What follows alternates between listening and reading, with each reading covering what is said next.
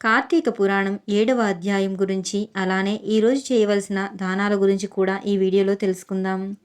7వ రోజు సప్తమి. ఎర్రగుడ్డలో గోధుమలు పోసి దానం ఇవ్వాలి. పంటితో నమిలి తినే పదార్థములు తినకూడదు. ఈరోజు గోధుమలు, పట్టు వస్త్రం, బంగారం దానం ఇస్తే మంచిది. కార్తీక పురాణం 7వ అధ్యాయం స్నాన, పుష్ప, దీప, దాన ఆరాధనలు, వాటి యొక్క ఫలితాల గురించి. ఓ మిథిలాధిపతి జనక మహారాజా, కార్తీక మాస వైభవాన్ని గురించి ఎంత చెప్పినా తరగదు. ఈ మాసం ఇహంలో మానవుని తరింపజేయడమే కాదు, పరంలో ముక్తిని కలుగుజేస్తుంది. ఈ కార్తీక మాసంలో ఆచరించవలసిన పనులు, చేయవలసిన దాన ధర్మాలు, వ్రతాలు, క్రతువులు ఎన్నో ఉన్నాయి. వాటన్నింటితో కూడిన కార్తీక వ్రతాన్ని పరిపూర్ణంగా వినిపిస్తాను. సావధాన మనస్కుడివై విను. రాజర్షి, కార్తీక మాసం శుద్ధ పాడ్యమితో మొదలవుతుంది. ఆనాటి నుండి 30 రోజులు సూర్యోదయ సమయానికి ముందుగా నక్షత్రములు ఉండగానే నదిలోనూ, నదంలోనూ, తటాకంలోనూ తలమీద స్నానం చేయాలి. తులారాశింగతే సూర్యే గంగా త్రైలోక్య పావని సర్వత్రా ప్రవరూపేణ సా సంపూర్ణ భవేత్తదా. ఈ మాసమంతా పరమ పావనమైన గంగానది సమస్త నదుల్లోనూ, నదాల్లోనూ, దిగుడు బావులు, చెరువులు మొదలైన వాటన్నింటినందు ద్రవ రూపంలో కలిసిపోయి ఉంటుంది. కనుక నీటిలో మునిగి తలస్నానం చేసి దోసిళ్లతో 3 సార్లు నీళ్లు తీసి ఆ నీటిని సూర్యునికి అర్ఘ్యంగా ఇచ్చి బయటకు రావాలి.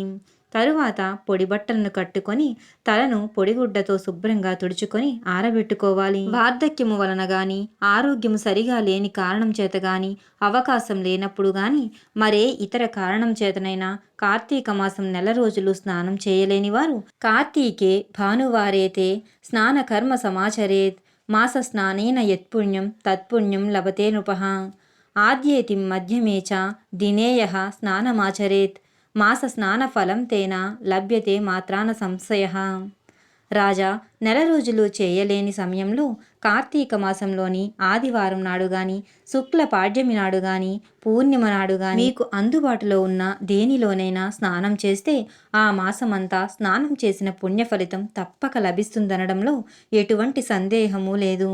స్నానం చేసిన తరువాత ఇష్టదైవం యొక్క ఆలయంలోనో, హరిహరుల ఆలయంలోనో దేనిలోనో ఒక దానిలోనికి వెళ్ళాలి. గోపుర ద్వారం దగ్గర గాని, స్వామివారి ముందు గాని దీపారాధన చేయాలి. ఆ తరువాత ఆవు నేతితో గాని, ఎవరికి అందుబాటులో ఏ నూనె ఉంటే దానితో గాని పిండి ప్రమిదతో దీపాన్ని వెలిగించి దానిని దక్షిణ తాంబూలాదులతోనూ భక్తి శ్రద్ధలతోనూ ఒక సద్బ్రాహ్మణుడికి దానం ఇవ్వాలి. సర్వజ్ఞానాన ప్రదం దీపం సర్వ సంపత్సభావహం దీపదానం ప్రదస్యామి శాంతిరస్తు సదా మమ. అన్ని విధములైన జ్ఞానాన్ని, సమస్త సంపదలను ప్రసాదించే దీపదానాన్ని చేస్తున్నాను. దీనివలన నాకు నిరంతరం సుఖం, శాంతి కలుగుగాక అని చెప్పుకుంటూ దీపదానం చేయాలి. భగవంతుణ్ణి భక్తి శ్రద్ధలతో ఆరాధించాలి. విష్ణుమూర్తిని కమలాలతో అర్చించిన వారింట్లో కమలాసనులైన శ్రీ మహాలక్ష్మి స్థిర నివాసం ఉంటుంది. తులసి దళాలతోనూ, జాజి పూలతోనూ పూజించేవారు జనన మరణాలతో కూడిన సంసార చక్రం నుండి విముక్తిని పొందుతారు. సదాశివుణ్ణి మారేడు దళాలతో ఆరాధించేవారు ముక్తిని పొంది తరించిపోతారు. పూలు, పండ్లను దానం చేసేవారి పాపాలు సూర్యరశ్మికి చీకట్లు పటాపంచులైనట్లు పటాపంచులైపోతాయి. కార్తీక మాసంలో జపతపాలు, హోమాలు చేసేవారి పితృదేవతలు తరిస్తారు. దేవాలయంలో భగవంతుని సమీపంలో మామిడి తోరణాలు కట్టి సాలగ్రామాన్ని అర్చించిన వారికి ఉత్తమ గతులు లభిస్తాయి.